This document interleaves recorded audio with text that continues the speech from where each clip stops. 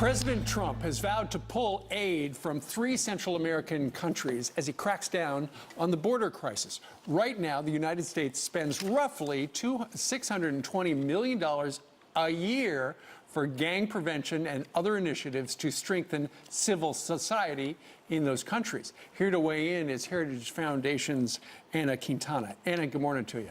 Good morning. Okay, so when we send that money down there, what are we hoping to get out of it? I mean, we're hoping to achieve security and stability. We're hoping to see homicide rates decline.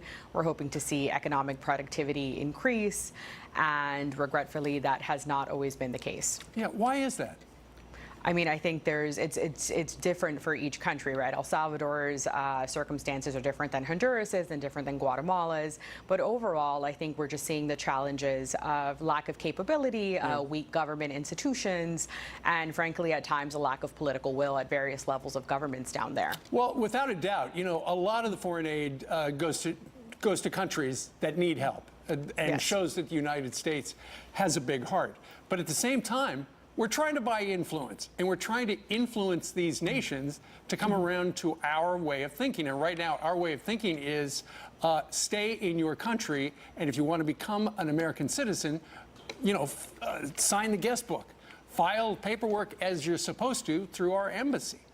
Exactly. And I think more broadly than that, foreign aid shouldn't be viewed as something that is philanthropic or as a feel-good handout. Foreign aid is something that is there to achieve a national security or a foreign policy objective. And in the case of Central America, it's to achieve security and stability in this hemisphere, in this region, to avoid and to mitigate the issues of illegal immigration. And regretfully, we're seeing, and as evidenced by border apprehension numbers, that is simply not working. So I think this is a time to reevaluate what should we really be doing here. Well, the World Bank did a survey, and they tried to figure out, you know, the ease of doing business with different nations around the world. And as we take a look at those triangle countries that we've been talking about, Honduras ranks 121st in the ease of doing business. Yes. Guatemala, 98th, and El Salvador, 85th. So it's not like businesses are racing to those countries to open up businesses and to be involved in commerce with them, because it's hard.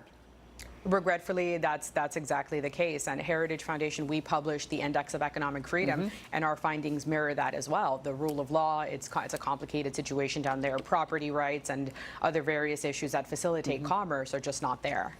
Anna, before you go, I got to ask you about the Ninth Circuit. That judge out in San Francisco shut down the President of the United States.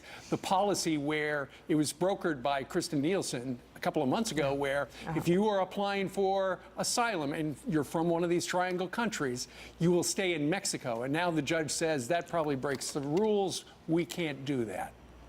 The Ninth Circuit should not be playing foreign policy. The United States, the Trump administration, and Mexico negotiated this agreement because the Mexican government facilitates and allows illegal immigration, and they're taking and they're shouldering this burden now. And this is them recognizing it with this Remain in Mexico policy. And I hope that the Trump administration is pushing and fighting back on this. Well, let's see what they do. All right, Anna Quintana, we thank you very much for joining us from Heritage Foundation. Thank you. All right.